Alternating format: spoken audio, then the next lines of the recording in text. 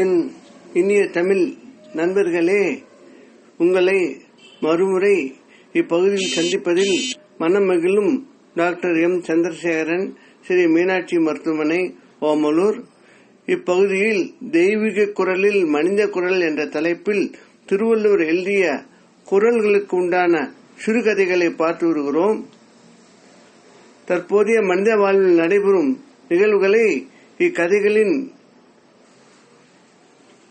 திருக்குறள் கருத்தாக குறித்துள்ளதால் திருவள்ளுவர் கருத்துக்கள் எக்காலம் பொருந்தும் என்பதை நாம் உணரலாம்.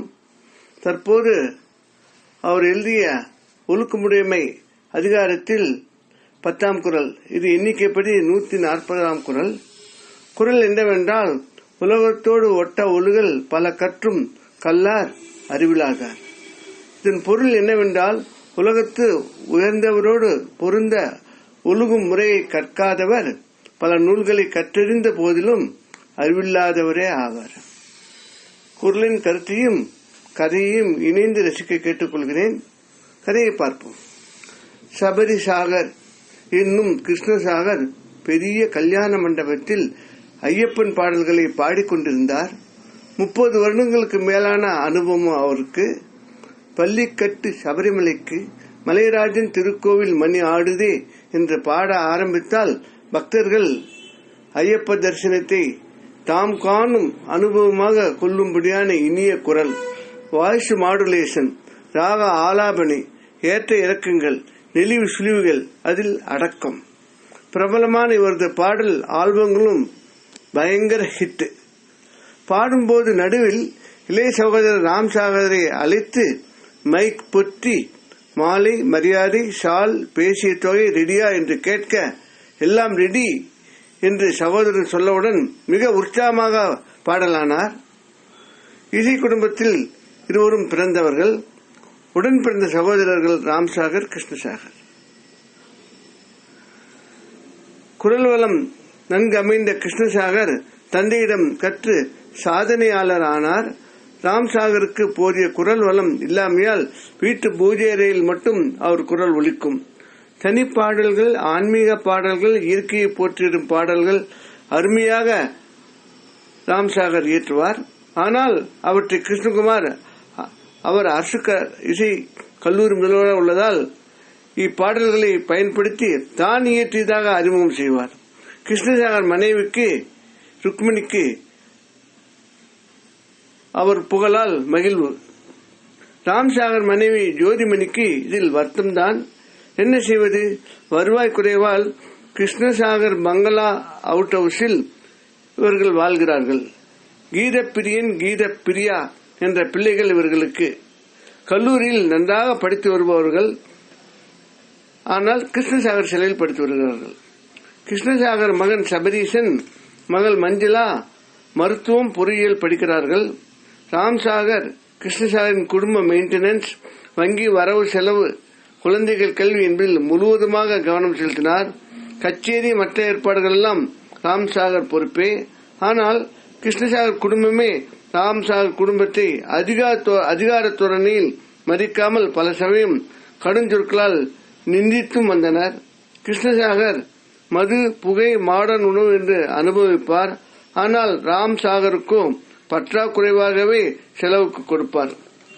குடும்ப செலவுகள், குழந்தைகள் படிப்பு செலவுகள் செய்யக்கூட திண்டாடினார் ராம்சாகர். உறவு, சேவை, விசேஷங்கள் கொண்டாட முடியாது. அதனால் சமூக மதிப்பும் ராம்சாகருக்கு குறைவே. மருத்துவம் என்றாலும் அரசு மருத்துவமனையில்தான். ஆனால் கிருஷ்ணசாகர் குடும்பமோ வைத்தியத்திற்கு கார்ப்பரேட் ஆஸ்பத்திரி போகும் சூழல். அதற்கும் ராம்சாகர் தான் அழைத்து செல்வார். ராம்சாகர் உபயோகத்திற்கு சைக்கிள் தான். கார், 2 வீலர் எல்லாம் கிருஷ்ணசாகர் குடும்பத்திற்கே. ராம்சாகரின் ஒரு விசேஷ குணம் என்னவென்றால், உறவு, அக்கம் பக்கம், நண்பர் பிரச்சனைகளை அலைந்து செய்வார். ஆன்மீக ஈடுபாடு, பக்தி அதிகம். கிருஷ்ணசாகர் குழந்தைகள் வாழ்வில் வழி பிற முயற்சிக்கும் போதெல்லாம் புத்தி சொல்லி திட்டும் வாங்கிக் கொள்வார். ஆனால் அதை அவர் பொருட்படுத்துவதே இல்லை, கடமையாக செய்தார். கிருஷ்ணகுமார் இதிலெல்லாம் நேர் எதிர். பணம், செல்வாக்கு, மதிப்பு இருந்தாலும் மனித உறவுகள், மனித நேயங்கள் நினைக்க மாட்டார். தான் தன் புத்தியால், உழைப்பால் வாழ்வதாக எண்ணுவார்.